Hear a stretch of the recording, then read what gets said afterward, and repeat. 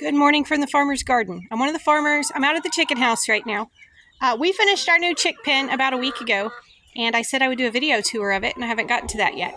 So I thought I'd do that today. I'm actually going to give you a tour of kind of our whole setup.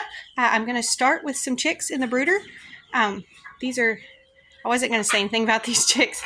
Our incubator has been such chaos this year, but we think we finally have it dialed in. We did actually get 20 chicks that hatched. I can't remember what day. Maybe this weekend. It might have been Sunday. We got 20 of them. It's been a temperature thing and a humidity thing and a bunch of different stuff. This round, there was 80-something eggs, 20 of them hatched, which is not good numbers, but we're excited to have 20 more chicks. So I'll start with where we start our chicks, and then I'll take you through the whole setup out here. So this is our brooder box. This is inside our feed shed, and this is where the babies come. So these are little ones fresh out of the incubator up to about 2 weeks. I don't like to leave them in here longer than that. Once they start trying to fly and that sort of thing, they need to come out of here. So our setup, the brooder, it looks a little funny right now because when it was super cold, we wrapped it in insulation to keep them a little warmer in here. And even with the insulation and the heat lamp, there were some days that it was only about 30 degrees in the brooder, which is not as warm as we would like it, but we didn't lose any chicks that way, so we went with it. But basically, we've got high wood sides on it, and then wire at the top. Let me see if I can show you a little better. So the wood comes up about 12 inches, and then another foot of wire on the back side, and then it's about 6 inches of wire on the front side to give them ventilation.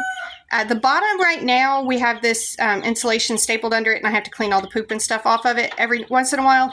Eventually, I want to get some trays that slide under so I can pull those out and wash them and keep it cleaner that way.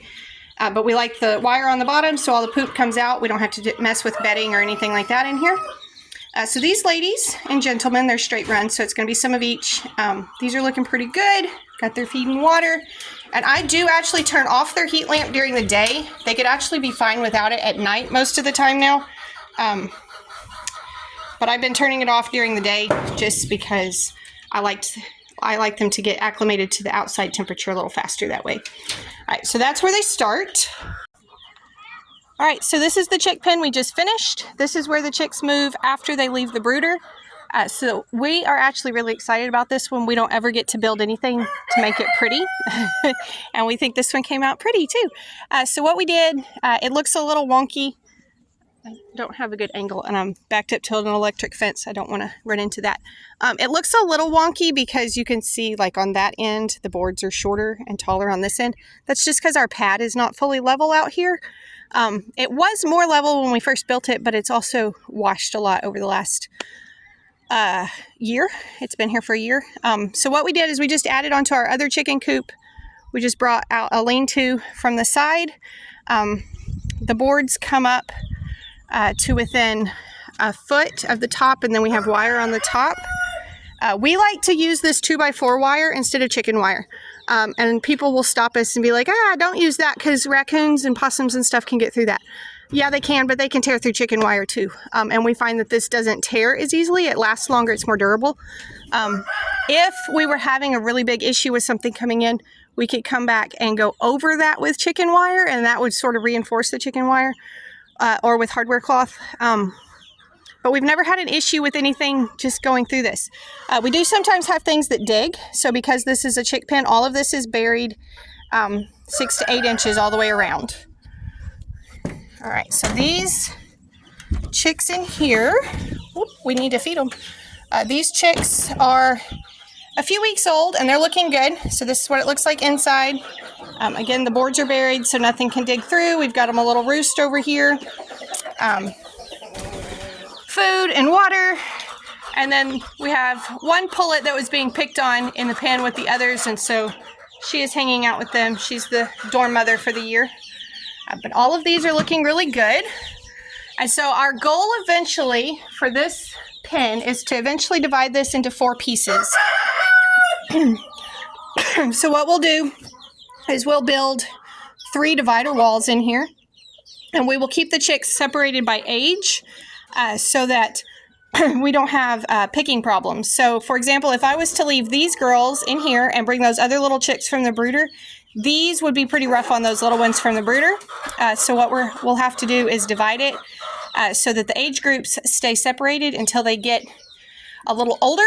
Once they're older, they can go together and it's not too big a deal. But right now, they would be pretty rough on the babies. So it'll be divided into pieces, probably just 2 pieces this year because we're doing this as money allows. I will also say we're super excited about this one. I did have to buy the 2x4s for it, mostly because I had used all the scrap 2x4s that we had around. I had used them for other projects, but everything else is stuff that we already had. We did not have to pay for anything for this coop except those 2x4s, which was really nice. So if anybody has just like a pallet of wood pickets for a fence sitting around, we'll take those because we're out of those now. But that's the chick pen. This is our actual chicken coop. It's divided into 2 sides, and then this side is divided again. So as the chicks leave that chick pen, they will move into this coop.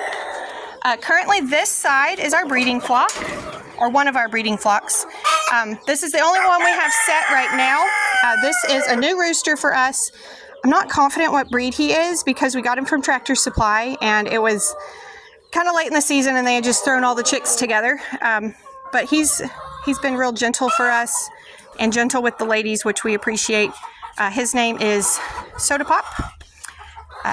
And then in this pen, this is where the chicks will move. So when they leave their chick pen over there, we will bring them over here. These 4 roosters either need new homes or they are going to be going to freezer camp very soon. All of these have been too rough with the ladies or too wild with the kids. So they'll be leaving here. But this is where chicks will move. When they first come over here, they'll stay in there for a while. Then they'll move into here. And we leave them in this pen until they start to lay. Although, I say all that, I'm kind of hoping to get those roosters out of there and have a second breeding flock in there for a little bit, but we'll just have to see how that goes. And we just do mixed breeds. So right now, again, I'm not confident what type of rooster he is. He's a big dude. He may be a Rhode Island Red, but I don't really know that for sure. But like he's got, let's see, that's a red star right there. That one's a red star, so those lay brown eggs. The 2 blue ones are going to be whiting true blue crosses.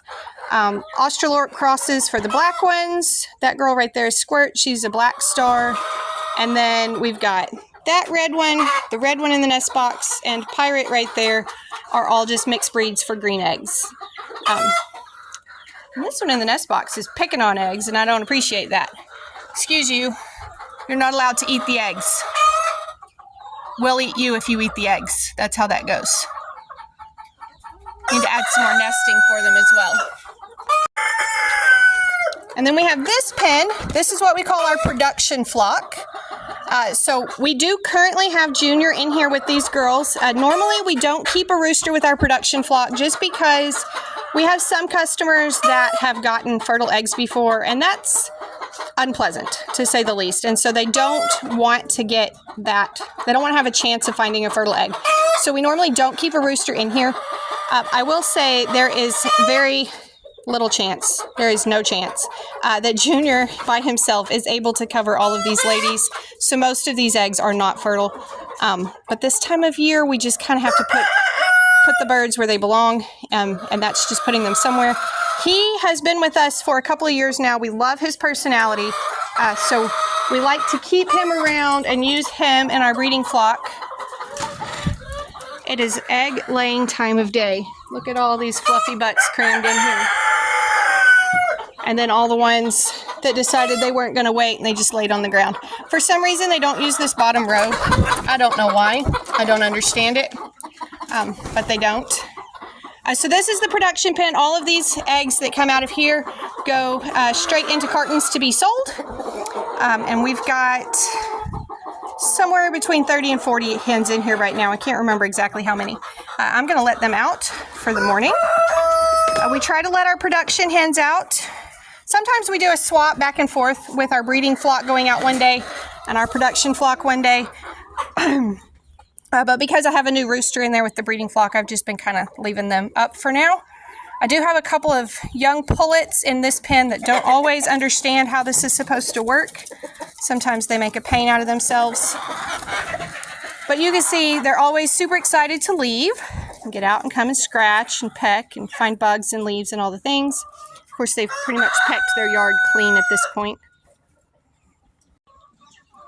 So the chickens are free to go really anywhere on the whole farm. That's easier for them now that the dogs are put up. For a long time they had to stay in here or the dogs would chase them. We do have an electric fence around it, but chicken feathers are actually great insulators and they almost never get shocked by the fence, so they just duck in and out. Every once in a while one will like step on the wire instead of going under it and they'll get shocked that way. It's a bit amusing, I have to admit that part. So our biggest issue when we're hatching chicks and raising more, so right now, I think between our breeding flock and our production flock, I think we have 60, almost 60, not quite, chickens. Our goal during the summer is to have 100 laying, and really I'm trying to get that closer to 200 so that we can really start to grow and expand. Right now we're kind of capped out with how many customers we can take, so I'm trying to grow that. And one of the challenges with that is always to find places to keep all the different age groups. I told you I can't just put the brooder chicks in with the other chicks in that chick pen because they'll be pecked on. So we end up having to divide them out crazy. Because we hatch our own, we have all the roosters. And most of those end up going in the freezer at the end of the spring. But in the meantime, we have to have housing for them. And so figuring out all those different parts and pieces is always a challenge. That's really the hardest part because we need way more coop space in the spring and summer when we're hatching than we need the rest of the year. So what I'm hoping to do this year, we only use our greenhouse for a few months in the early spring. I'm hoping to get to where all the plants are out of that in time to use it for housing some of the chickens. We've used one of these greenhouses for that purpose before and they work fine for that. So that's kind of what I'm hoping.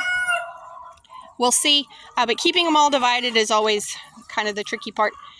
Anyways, that's our setup. It doesn't feel very special to me, but it works really great.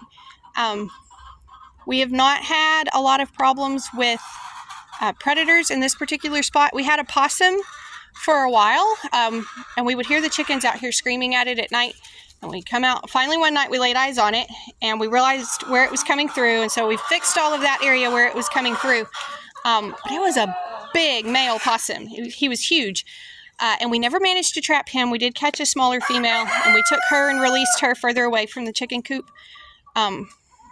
Possums will eat the chicks for sure. They will eat the chickens if they ever decide to, but this one was happy to just eat out of the feeder, and so he was just making himself fat and sassy eating our feed.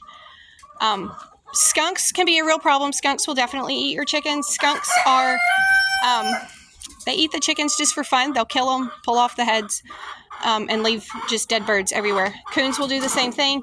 Foxes can be an issue, but our dogs are really close, and so a lot of those predators don't seem to be an issue. So again, we don't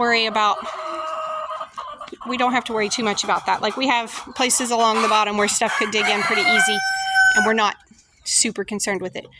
One thing people will always point out is snakes can get into our hen house. Yes, they can. I have not yet found any material other than hardware cloth, which is going to be really expensive to do on something this big. I haven't found any material that that snakes can't get through. That includes chicken wire. They'll come through. We occasionally find a snake in the hen house. If it's actively eating eggs, that one dies. We don't try to relocate it. Some people say you can, but we don't like snakes eating the eggs, and so once they're eating the eggs, those have to die. Any of them that are just out here hanging out can stay. Anyways, that's our setup. If you have any questions about our chicken coop, or you need some specific directions on how to set up your own coop, drop some comments below, and I'll be happy to answer those. Anyways, thank y'all for stopping by the farm today. Be sure and tell your friends about our YouTube channel so we can grow, and come back when you can stay longer.